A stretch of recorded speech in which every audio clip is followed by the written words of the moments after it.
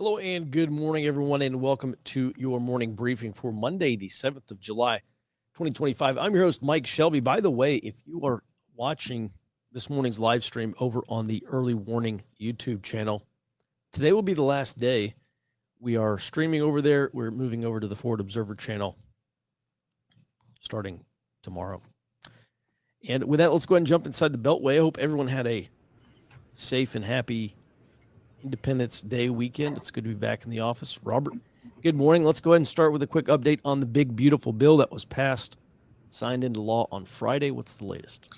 So I took a look through this bill, and I found something interesting that it includes almost $30 billion for this fiscal year just for hiring and training new ICE personnel.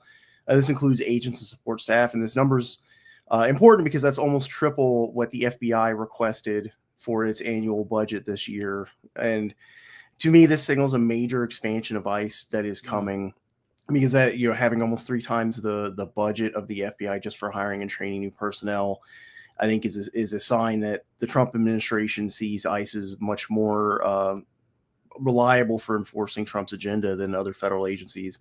Out of the agencies I looked at the budgets for, the FBI is the largest. Like DEA, ATF all have single-digit billion-dollar budgets. And then also in this bill, there's also $46 billion set aside for border infrastructure, and then I think it was something like $2 billion set aside to reimburse state-level governments for border wall construction, which I think that was included because states can. I think the Trump administration thinks states could get started on that border construction faster than the federal government could, and they're trying to incentivize that construction. Interesting, and certainly. And by the way, the ICE budget increases probably has something to do with there being 20 to 30 million illegals in the United States. All right, let's go ahead and move on here to the GOP House majority. So we just had a Republican member of the House. He just resigned. He just up and left.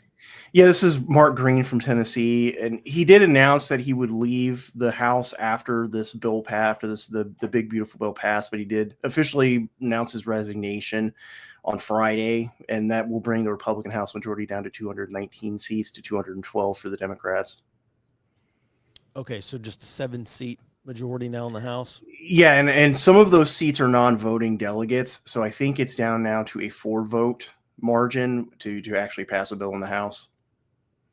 Wow, interesting. All right, let's move on. Just extremely tragic, catastrophic flooding we saw in Central Texas and north of San Antonio, and I think actually maybe the greater San Antonio area over the weekend. Robert, please catch us up on the details. Yeah, this is an update from Kerr County Sheriff Larry Leda. He said that 38 adults and 21 children have died in the floods over the weekend, and that 11 campers and 1 counselor from Camp Mystic in Kerr County are still missing. And authorities in the counties around Kerr said that an additional 11 people were killed in the floods over the weekend. And President Trump did sign a major disaster declaration for Kerr County, and he said that the administration is going to assist local authorities in their recovery efforts. Certainly. Yeah, and our prayers, and please keep these families and of the victims and the families and also the first responders in your prayers, because it has been pretty difficult, I understand, for some of them. All right, and then let's go ahead and move on. I didn't even know there was a Five Eyes ICE summit, but apparently it's annual, and there's one. Is it going on now this week, Robert? Yeah, in San Diego until the end of the week. Apparently they're going to be discussing, quote, the race between law enforcement and criminal networks to harness emerging technologies, and this includes cryptocurrency, artificial intelligence, and what they're calling next generation communications. Interesting. So Five Eyes is they call it the Anglosphere. It's the United States, Canada, UK, Australia, New Zealand. It is typically when someone talks about Five Eyes, they're talking about intelligence sharing, because that is some intelligence is releasable to Five Eyes partners. And now we're talking about law enforcement. But really, Robert, this seems like it's kind of has a criminal intelligence angle, does it not? Yeah, and something that I have, so I did some criminal intelligence analysis coursework when I was in college and interacted with some criminal intelligence professionals, and that seems to be somewhere where a lot of law enforcement agencies have kind of not caught up. There's not a huge criminal intelligence apparatus at a lot of these law enforcement agencies. At the federal level, that's much different. There are analysts at like ICE and FBI and all these other federal agencies. But I think that part of this is probably going to be talking about pushing down that criminal intelligence capability to the local level, because a lot of, just like with immigration enforcement, ICE relies heavily on local and state level law enforcement personnel for support. And if they're going to try to expand criminal intelligence capability, they're also likely going to have to rely on those local and state agencies. Mm-hmm. All right. And then finally, Pentagon, NORTHCOM, U.S. North Command has announced, well, actually, it's not just 200. It's going to be several hundred new deployments, or several hundred Marines being deployed to Florida, Texas, and where else, Robert? Louisiana. So the 200 are just coming down here to Florida, and then the other 500 are going to different locations within Louisiana and Texas. And NORTHCOM said that these troops are not going to be involved in any law enforcement activity. They're only going to be providing administrative, clerical, and logistical support, specifically for ICE detention facilities in these states. Mm-hmm. All right, interesting. And thanks for that, Robert. Let's go ahead and move on to the global sit rep. Jared, good morning. Let's start with the Houthis, which has sank a container ship, sank that in the Red Sea. Yep. It's a bulk cargo ship, which usually is just, your standard containers. But yes, they did sink one over the weekend. This is not the first time they've done it. It's the first time in quite a while. The last time was April. But what stood out to me was the tactics used. The last couple have been missiles. This was a small boat swarm, which is not necessarily unusual for the Houthis to use, but it's unusual for them to get a sink out of it. Now, like I said, primarily this was small boats, but the small boats were accompanied by explosive unmanned surface vessels. That, I think, is the most important detail here. What that does is show that what Ukraine was demonstrating up in Russia or up near Russia in their Black Sea fleet is proliferating, and B, this shows Taiwan a proof of concept for the USVs that they are developing openly against China. So I think we're going to see a mass adoption of small boat swarm tactics accompanied by explosive USVs at basically anywhere that you have a major port, because they're cheap, they're easy. You have something that's effectively unbeatable for most people. And as far as I know, most navies don't even train against this. I know the U.S. Navy does, but the U.S. Navy doesn't like it. That's a difficult thing to beat. Now, difficult to defend against. Now, just briefly, Jared, people keep saying the Houthis. Really, we're talking about the Yemeni government here, or the military now, whatever they are. But we've seen previously from the Houthis, it's basically an extortion racket, correct? I mean, you have to pay a toll or something like that to go through their water, and then if they don't like you, they'll attack you. Pretty much. Which, if you are a lesser tier nation in control of a choke point like Yemen is, why wouldn't you, as the major powers recede in order to go fight each other? The U.S. and China are preparing to be somewhere else entirely. There's anti-piracy ops there, but that's not the main focus. So yeah, run a maritime toll booth. Do it, because you can make a lot of money doing that. And historically, that's kind of what people do anyway. Mm-hmm. Now, listen, I know, Peter Zion, we've talked about him before. And, people, I love him or hate him. I think most people probably tend to hate him, but in our sphere at least. But this actually is one area where some of his predictions in his, I think, 2022 book, The End of the World is, what was it? The End of the World is Just Beginning, or something like that. Yeah.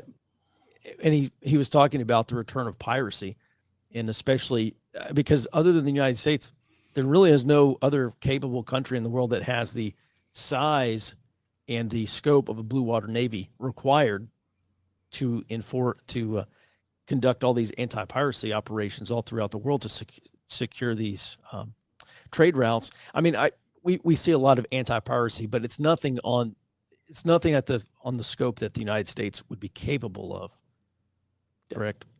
Yeah, that's actually something that we've talked about, and I've proposed here, is that I think we're entering a new age of piracy.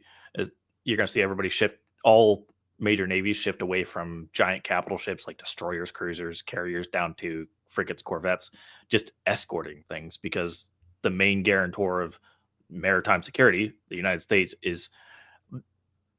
we're declining in power. And I think honestly that is more a function of the of power projection being technologically more difficult rather than a true decline of the United States. Not to say we're not, we kind of are, but technology is just outpacing anything we can do, the attacking technology. Mm-hmm. All right, interesting. Well, let's go ahead and move on to this war in Hamas or against Hamas, and I'll let you just take it from there. Yes, so this is coming from the leader of an Israel-backed anti-Hamas militia in Gaza named Popular Forces Group. Now, he told Israeli media that, quote, there's no stopping a civil war against Hamas. And the Popular Forces deny that they have any Israeli backing, but they did say outright, hey, we will work with the IDF to distribute aid in the future. So I think this is important because we've seen some rumblings about another set of ceasefire negotiations. On its face, I don't think that's likely. But if Israel has an out in order to have effectively a proxy force fight against Hamas, I think maybe there is hope for a ceasefire. So at least on its face, where you let this militia group fight Hamas, and then Israel doesn't have to be involved. They can step back and start to save face internationally. Moving on to BRICS. So over the weekend, BRICS hosted the latest summit down in Rio de Janeiro, and there really wasn't a lot that came out of this. There was a couple of statements condemning, U.S. attacks in Iran, which makes sense. Iran's now a member of it. The war in Gaza and support for India after the Kashmir attack. I do think that was noteworthy because India threw a fit after the Shanghai Cooperation Organization did not do that. But something that went widely unreported, Iran also did not send its head of state. We covered China and Russia, but Iran also stepped out. They sent just their foreign minister. And this to me looks like there's a lot of disunity in BRICS that nobody's really even committing to it anymore. Well, I think they're still committed to it. If you're Vladimir Putin, the reason he didn't go was because Brazil would not give them a definitive answer about whether they would block his arrest or, he's got this International Criminal Court arrest warrant. Xi Jinping, I think he's tied up. There's a lot of smoke coming out of China. I think he's pretty tied up in this, probably a power fight. It sounds to me like there's actually some jostling to try to replace Xi Jinping in China. That's maybe one reason why he wouldn't go. Iran didn't leave, probably the Iranian president didn't go. I don't know, maybe he was afraid of being interdicted or something. He's obviously got his hands full in Iran right now. So I wouldn't say that that these countries are no longer committed to BRICS. They've just got their hands full with a lot of other things going on. So, all right, with that, let's go ahead and move down to Japan. Yep. Giving warships to the Philippines. Yeah. We've been talking for a couple of weeks about Japan maybe breaking this no weapons export treaty. Well, here we go. Japanese and Philippines officials are about to conduct the visual inspection, which is almost the last step of several Japanese warships that they intend to transfer to the Philippines. Now, the two nations quietly agreed to this transfer of destroyer escorts, which are about the size of frigates, last year. They just didn't publicize it. But they're now deep into the process. They're getting ready to do it. And the Japanese plan to fully cycle out this class of destroyer escorts by 2027. So some of these will start ending up in the Philippines here very soon. And Japan's already got the replacement on the water functioning, perfectly integrated. So this can be a rapid buildup of the Philippines again. We recently covered that they, I think, doubled their frigate fleet. So this would be another 50% on it. And then kind of staying over in the Asian Pacific, China opened up 3 additional flight paths heading out of mainland China, which you can see on the map here, heading toward Taiwan to a flight path over the strait. Now, the reason this is important is this is effectively gray zone warfare coming out of China. You have these aircraft coming out directly at Taiwan. This is going to mask Chinese Air Force flights coming out of similar spots. Basically, unless they have their radar on and you can collect electronic intelligence to say, oh, that is a fighter's radar, because those look distinct. But otherwise, flight path wise, for basically until you would have to engage, they're going to look just like an airliner. Mhm. Interesting. Very interesting. And then is this just if this is a game of baseball, Jared, and you got your regular 9 innings, something like this would be obviously be an early warning indicator. What inning would you put this at? Probably 6 or 7. They have to try to be close to their military readiness. So being prepared to mask your readiness would make sense to be later on. I don't think this would be like an 8 or even top of the 9th. Mm-hmm. And the reason I ask this, and just to explain a little bit here for the audience who's unfamiliar, whenever you're dealing with generating early warning, you're looking for things called indicators. And indicators are observable or potentially observable clues that give us insight into capabilities, intent, etc., of an enemy or adversary force. And so you start with the end state, which is China just ordered a blockade of Taiwan, and now they're going to go execute this blockade or quarantine or whatever ends up happening. And then you work your way back. What has to happen just before that order is given? Okay, what conditions or what assets need to be in place, or what would you expect to see or potentially expect to see before that order is given? And you make this long list of all the things that need to happen before that order is given. And let's just say there's 20 things on the list. And if you're sitting at, say, 7 out of 20, that military action is not likely, because there's still a lot of things that need to be done. But then you start to tick up from 7 to 10 to 14, and then you're up at 17 out of 20. And then all of a sudden, early warning becomes real, because they have done almost all the things that they need to do in order to go execute this mission. And so this is one of those indicators you would expect to see prior to some military action, because you do want to mask your fighter or your military aircraft's position, deployment, etc. All right, Jared, any last words on this before we move on? Yeah, just a quick note. I think this would actually be primarily for like airborne troops rather than fighters, because even your radar signature then would look mostly like an airliner, and it'd be harder. Like Taiwan then has to effectively just get visual confirmation where they were shooting an airliner down. That does not go over well for anybody. The U.S. Navy had to go through that back in the 80s. Mm-hmm. So could we potentially see these? I don't even know what the Chinese transport aircraft are, but like our C-130 equivalent. But could we potentially see China Air written on the side of these things? I don't think they'd go that route. Mm-hmm. Just because by the time you're visually confirming it, you're so close. Because people think that you can visually confirm far out, even a mile away. Aircraft are really hard to actually see details like that. You have to get extremely close. You have to be by the point you can read it, you can see, okay, this is not an airliner. I need to engage this. Mm-hmm. Okay, fair enough. All right, thanks for that, Jared. And let's go ahead and move on. We have 40 protests today, which is right about baseline. Been pretty on for Mondays, pretty much in the ballpark of where we've been. And then moving on, let's talk about Chicago. So last month, there were a handful of media reports talking about future surges of immigration enforcement.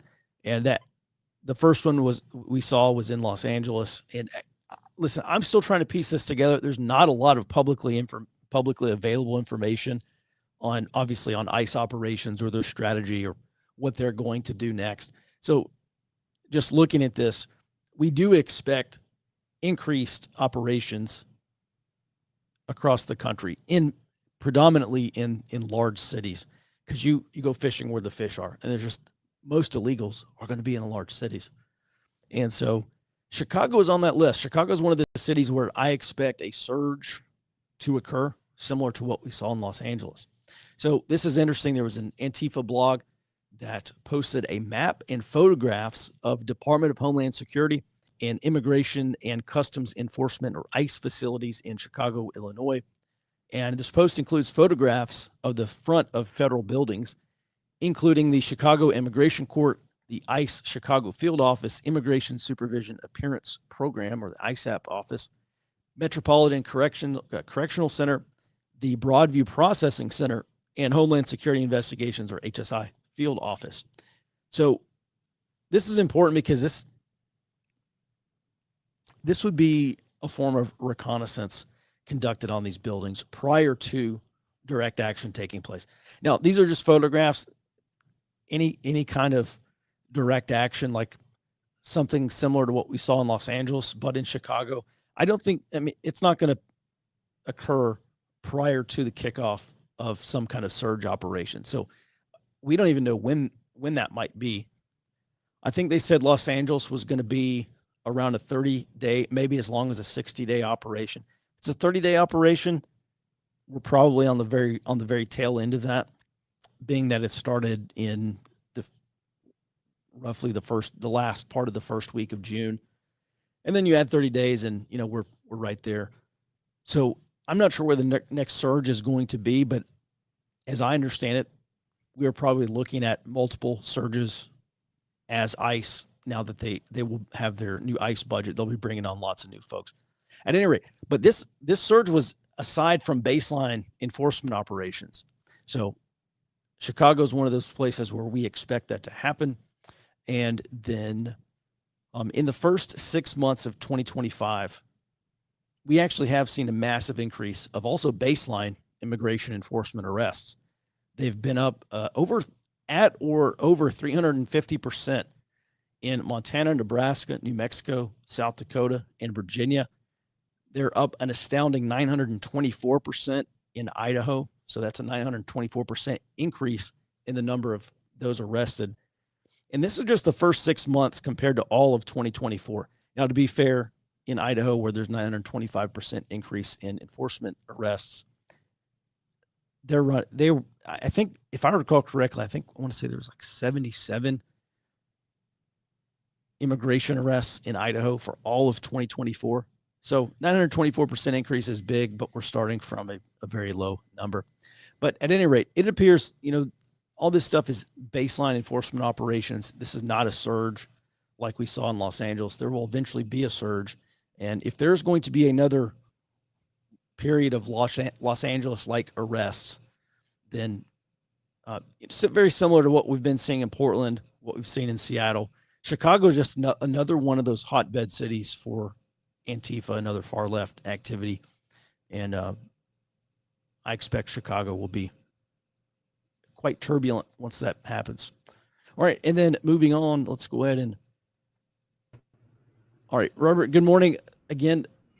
So USDA, they have said that they're going to start allowing Mexican beef imports. And this is important because they may be importing beef with Mexican or New World screwworm. Is that correct? Correct. And this is the first phase starting in Douglas, Arizona today. And they're going to allow horse, bison, and cattle imports from Mexico. The USDA said that they're going to expand this reopening to 4 other places: Columbus, New Mexico, Santa Teresa, New Mexico, Del Rio, and Laredo, Texas, over the next 3 months.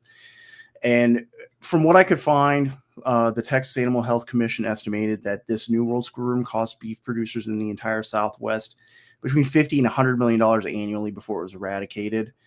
And I've seen some posts from former Trump official Joshua Steinman, who said that people with agricultural experts and people with expertise in this area were reaching out to him with concerns that the Trump administration is not getting all of the information they might need about the risk of this. He said that the USDA's Animal and Plant Health Inspection Service, which is currently ran by a Biden administration holdover, may not be accurately conveying the risk of reopening these imports from Mexico to Agricultural Secretary Brooke Rollins. And reopening these imports before ensuring that the Mexican government's efforts to stop the spread of this New World screwworm into the north of Mexico, I think does likely risk reintroducing that parasite into U.S. beef supply chains.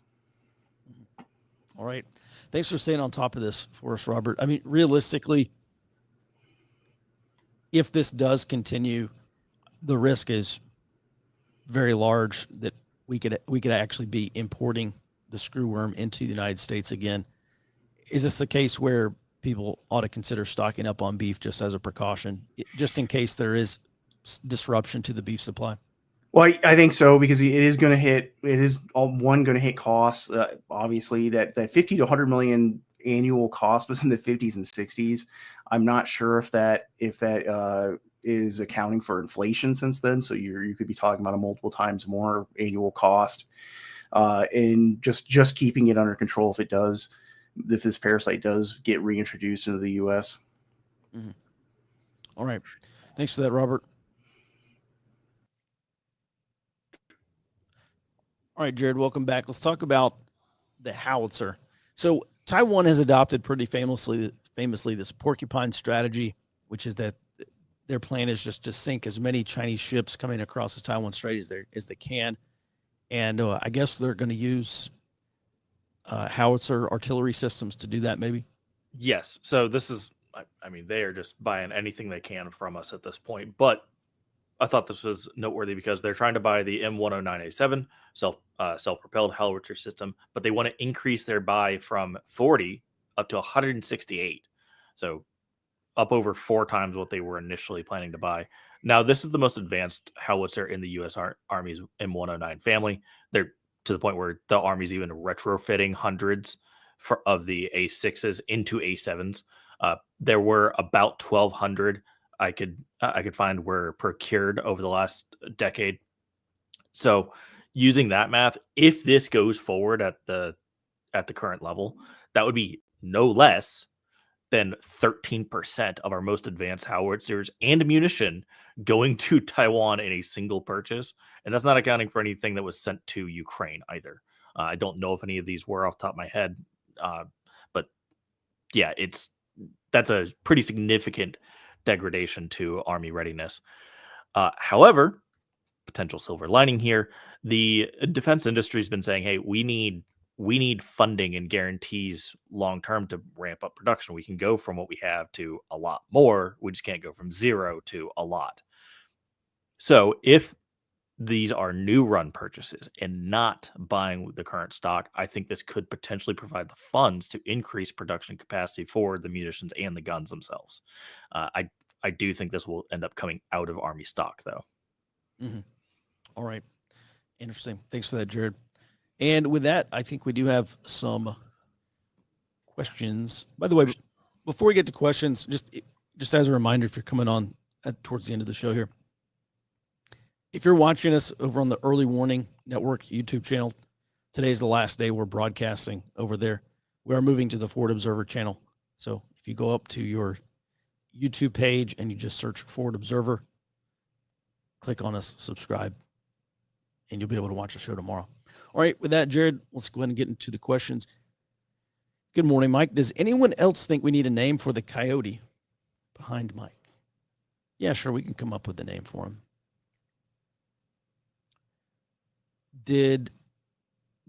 Robert, did Congressman Mark Green, I guess retired Congressman Mark Green, that's his name, right? Did he give a reason for resigning? All he said, I think, was that he's going to take an opportunity in the private sector. That was it. I don't think he gave. Yeah. Yeah, that's right. Yeah, he's going to go have some big bucks job. All right. Wow, that's pretty incredible. You get elected to Congress and then you bounce early to go take a job somewhere else. Well, I think also Tom Tillis said he's not going to run next year. He's retiring from the Senate. I think there are some Republicans that are probably see that they've either not, they've fallen not necessarily into the never Trump camp, but they do oppose some of the things Trump is doing. And generally he has taken, I think, effectively been taking more and more control of the Republican Party, and they see his agenda and the base that supports him might not be as friendly towards them in their reelection efforts. So I would expect there to be probably more resignation or more retirement announcements over the next year. So they'll retire instead of facing a primary challenger. All right.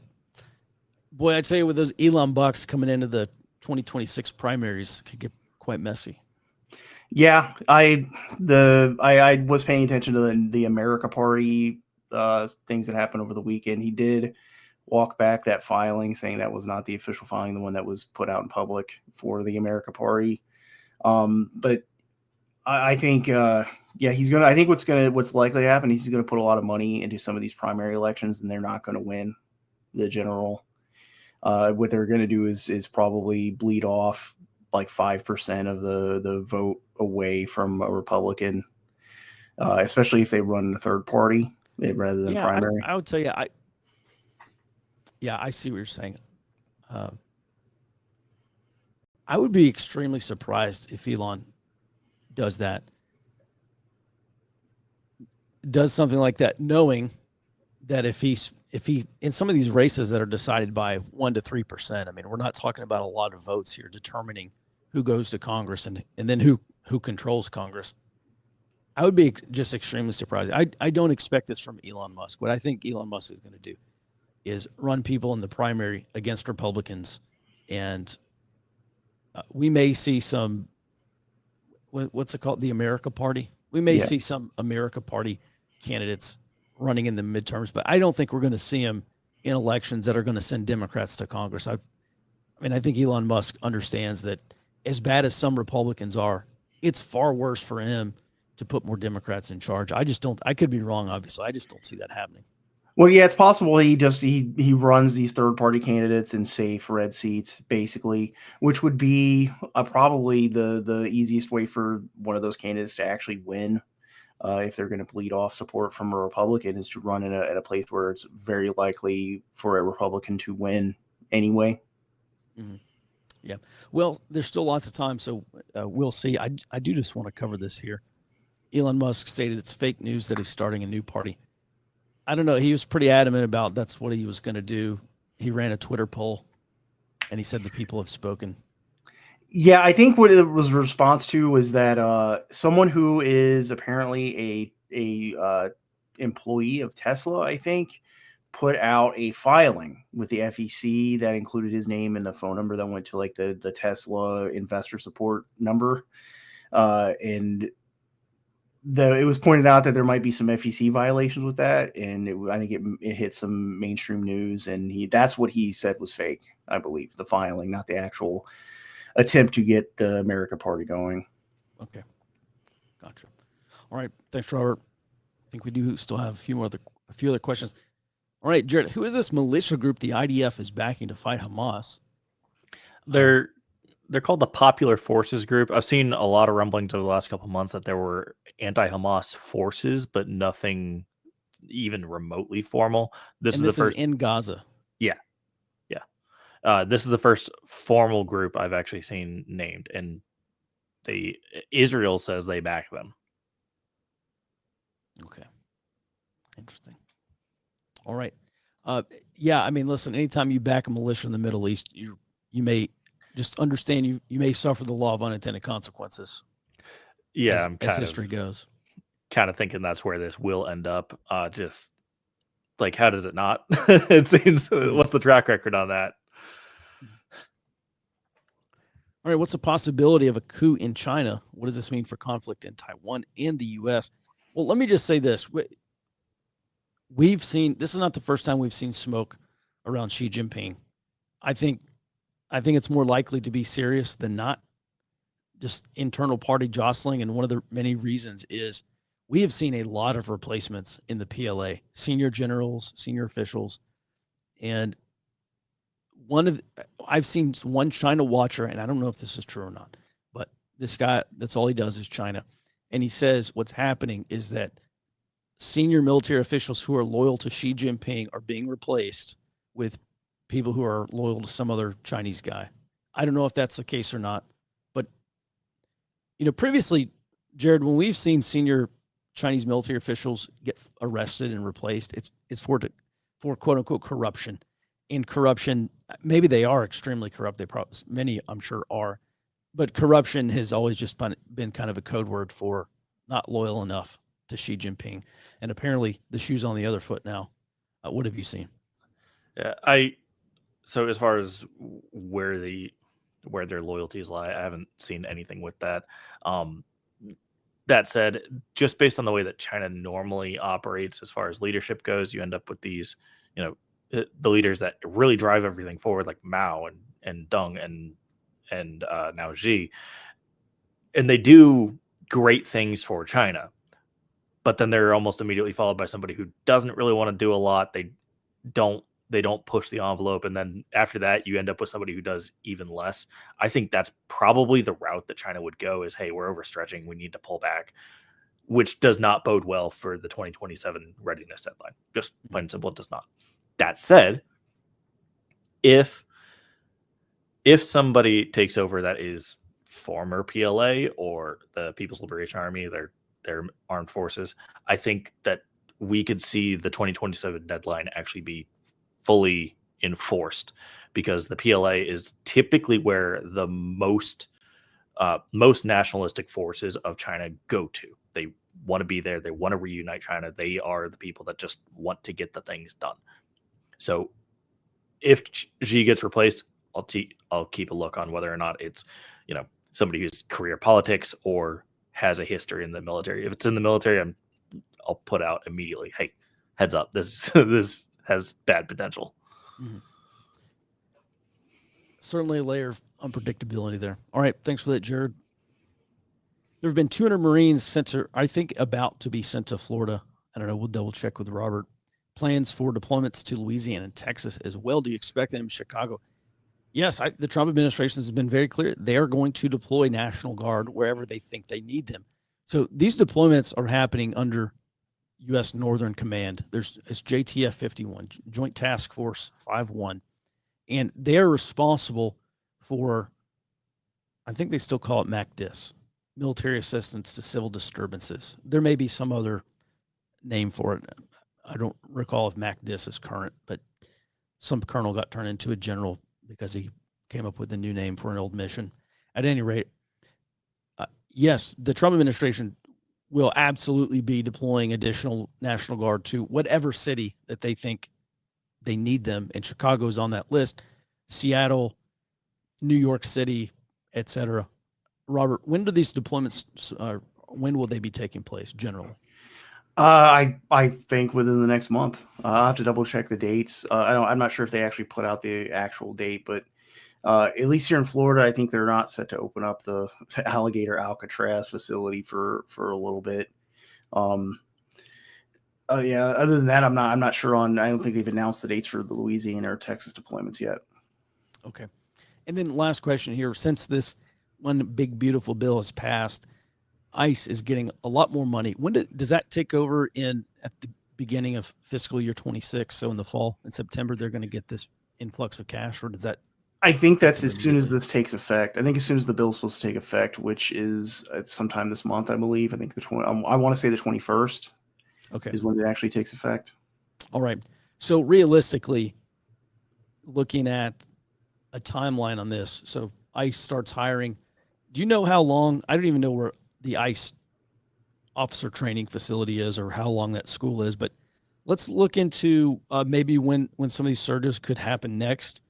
If it's true that Los Angeles is or will be winding down, my expectation would be they're going to surge into another city.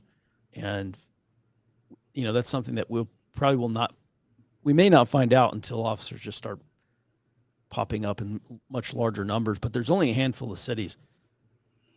Chicago, Seattle, New York, Northern Virginia is another one where they've actually been ramping up arrests even before a surge. There's one other, maybe like Portland or something like that. But let's do some back of the napkin math, maybe on when we start to see these next surges. All right. Thanks for that, Robert. My understanding is the screwworm was eradicated by fly sterilization. Robert, do you know how they might combat it this time? Well, yeah, that's the primary method is they put out basically sterile flies, sterile males, so that the females do not reproduce. From what I remember, the USDA did announce they're building a new facility to produce those sterile flies in South Texas. That's supposed to be online by the end of this year, I think. And I think somebody else pointed out in the audience that ivermectin does work for this, or at least partially works, but the primary method is the fly sterilization. That's what they've been doing in the Darien Gap for years to keep it there. And then I think obviously with the immigration surge up through the Darien Gap through Mexico is what really kind of broke that quarantine. And I think they have been moving. USDA has been moving that fly sterilization operation more and more northward from the Darien Gap over the last year. So I expect they're going to try to use that, continue to use that, and probably surge it once that other facility comes online. All right, I can see the New York Times headlines now. Trump administration wants to give horse paste to cows. All right. I don't know. It's funnier in my head. When does the new website go live? All right. Well, it's kind of live right now. We're kind of slow rolling this thing. Rob is, I think he worked on it over the weekend. I think starting today, he will be starting to move folks over. So we're going to kind of slow roll do a soft opening of the new Ford Observer website. Make sure everything's going. We're still working on the last watch floor feature so that we were able to post kind of like push live updates through to everyone. So as soon as we get that figured out, we will start bringing everyone over onto the same platform, and it's, to infinity and beyond after that. Any other questions, Jared? All right. Is there anything in the big, beautiful bill to start Trump's Liberty cities?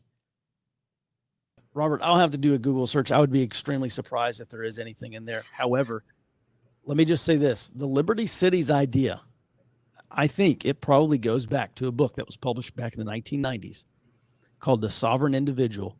And this is not the sovereign citizen stuff, but The Sovereign Individual was a book about the next 500 years in the West. And it's about life in the digital age and about how individuals are going to be regaining their sovereignty from nation states. Basically, the whole premise of the book is the concept of the nation state is going to go away. And it's a fantastic book.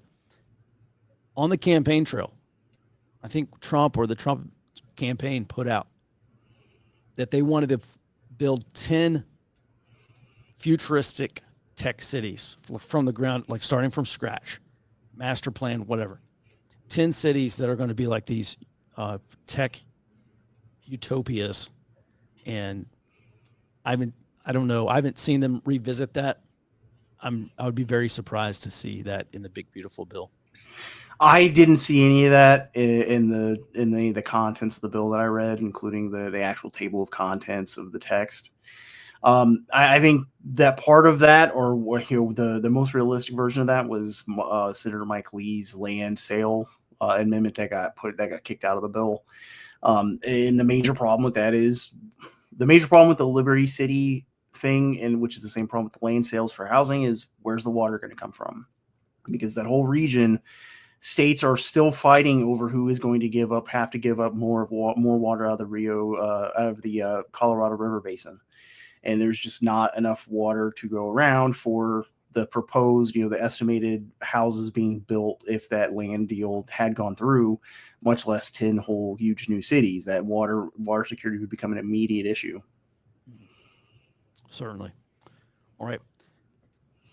Thanks for that, Robert. And listen, go ahead, Jared. Any other questions? Yep, I was going to read one from Rumble. Okay. All right. So he asks, is there any realistic possibility of ICE deporting the low-end estimate of 11 million illegal aliens, given that would equate to 7,500 deportations per day on each day of the Trump admin? No, probably not going to happen. They're up against the clock. Midterms in less than 18 months away. November next year, Congress takes over in January. So I would expect no. Here's part of the problem. And I'm just going to use another fishing analogy. When you catch a lot of fish out of the same pond, fish get harder to catch because there's fewer of those fish.